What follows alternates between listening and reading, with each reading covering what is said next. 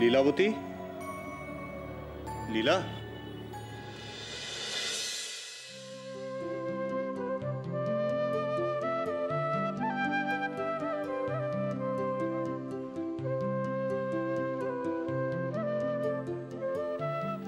স্বামী, এর থেকে বেশি কিছু জোগাড় করতে পারিনি আমি।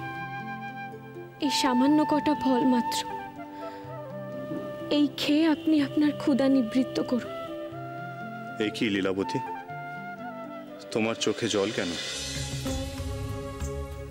ও, রাজভবনের লোকেদের কথা মনে পড়ছে বুঝি?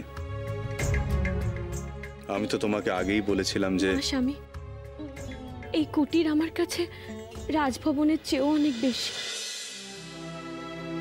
এখানে অনেক সুখ। তাহলে তুমি কাঁদছো কেন লীলা? কিন্তু পিতা, অলক্ষ্মী যদি এই দৈবী শক্তির কথা জানতে পারে তখন তো সে আপনাকে প্রশ্ন করবে, বলবে নিয়ম ভঙ্গ হয়েছে। তখন তাকে কি উত্তর দেবেন পিতা? তাহলে তো দেবী অলক্ষ্মী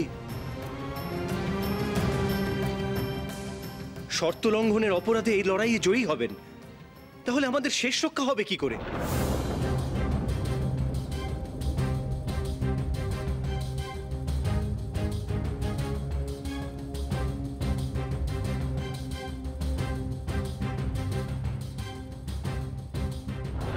আমি যেন দেবসভায় দেবী শ্রেষ্ঠার আসন লাভ করতে পারি। শ্রেষ্ঠত্ব কামনার বস্তু নয় পুত্রী, শ্রেষ্ঠত্ব অর্জন করতে হয়। বলো পুত্রী, কি বর চাও? খুব সামান্য এক বর চাই পিতা। আমার আর মহালক্ষ্মীর যুদ্ধে আপনারা কেউ ওপর থেকে কোনো দৈবী শক্তি প্রয়োগ করবেন না। আমার শুধু এটুকুই প্রার্থনা। অনুমান করতে পারছি এক প্রবল ঝড়ের সম্মুখীন হতে চলেছি। যদি তেমন কিছু হয়, আমি নিজে অলক্ষ্মীর সাথে বাক্যালাপ করব।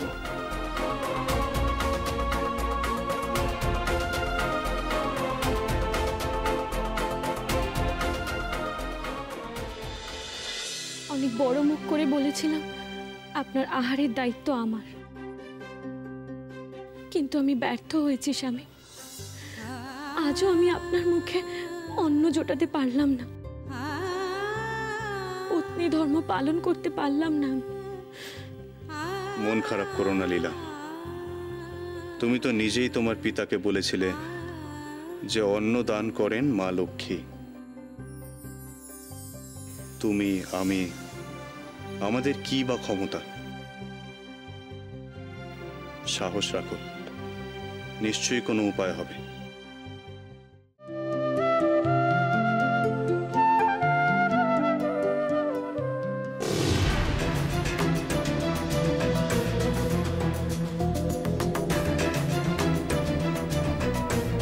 দেবী ধরিত্রী লীলাবতীর এখানে খাওয়াচ্ছি আমি অন্ন, সব ধান আমি পুড়িয়ে দেব।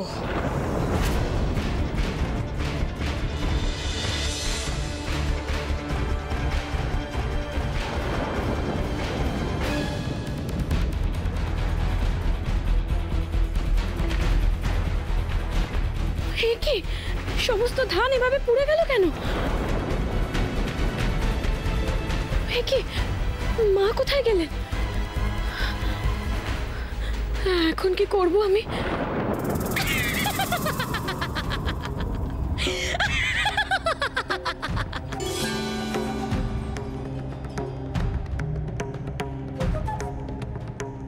দেবী অলক্ষ্মী, কার্যটা তুমি মোটেও ভালো করলে না। এখনো তো তেমন কিছু করিনি দেবী ধরিত্রী, তবে একটা কথা শুনে রাখো, লীলাবতীকে যে সাহায্য করবে আমি তাকে নাশ করব। তুমি প্রচেষ্টা চালিয়ে যাও দেবী অলক্ষ্মী, কে কাকে নাশ করে তার উত্তর তো সময় দেবে। লীলাবতী মহালক্ষ্মীর রূপ, সেই রূপকে অপমান করার কোনো অধিকার নেই তোমার। কিসে অধিকার আছে আর কিসে নেই তা নিয়ে তুমি এত ভাবছো কেন দেবী ধরিত্রী?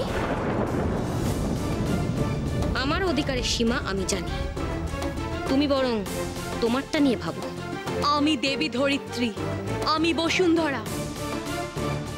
আমার বুকের ওপর দাঁড়িয়ে তুমি একের পর এক অন্যায় করে যাবে, এ আমি কিছুতেই মেনে নেব না। তুমি রাজা অসিতাক্ষকে ঠকাচ্ছ। আমি এমন কার্য করব যাতে রাজা অসিতাক্ষর দৃষ্টি খোলে।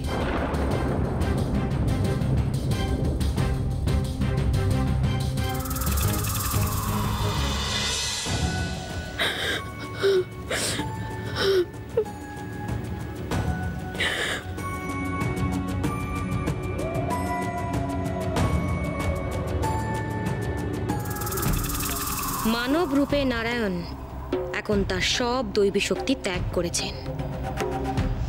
এখন তিনি এক সাধারণ মানব মাত্র। সুতরাং আমার মায়া তার ওপর সহজেই খাটবে। কি হলো লীলাবতী, তুমি কাঁদছো কেন? ঠাকুর যদিও বা কিছু ধান জোগাড় করে দিলেন, তাও কেমন পুড়ে গেল আগুন ধরে। এখন আমি কি খেতে দেব আপনাকে স্বামী?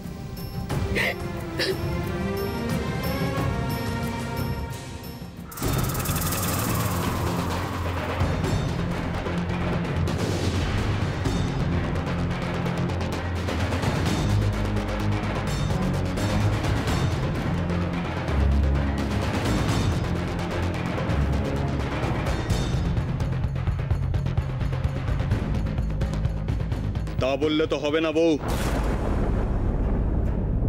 আমার খিদে পেয়েছে, আমাকে এক্ষুনি খেতে দে, নয়তো আমি সব লন্ডভন্ড করে দেবো। এই কি বলছেন স্বামী? আমি খাবার কোথা থেকে পাবো? তাহলে দায়িত্ব নিয়েছিলি কেন আমার? হ্যাঁ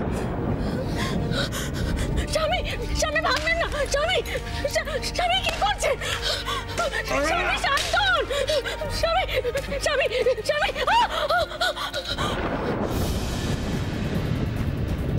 এই নাকি পতি সেবা? এ জানলে আমি বিয়েই করতাম না।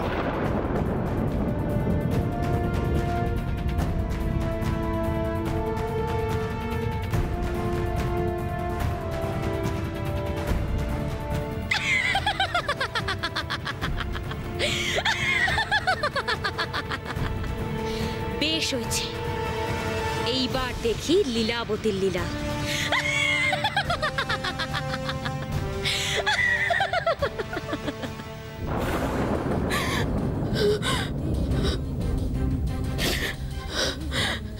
কেন এমন হচ্ছে আমার সাথে?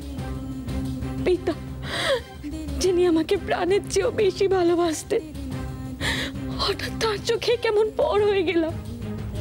আমার স্বামী, যাকে আঁকড়ে ধরে আমি বাঁচতে চেয়েছি, তিনি হঠাৎ কেমন বদলে গেলেন। কেন এমন ভাগ্য বিড়ম্বনা? কেন? কেন?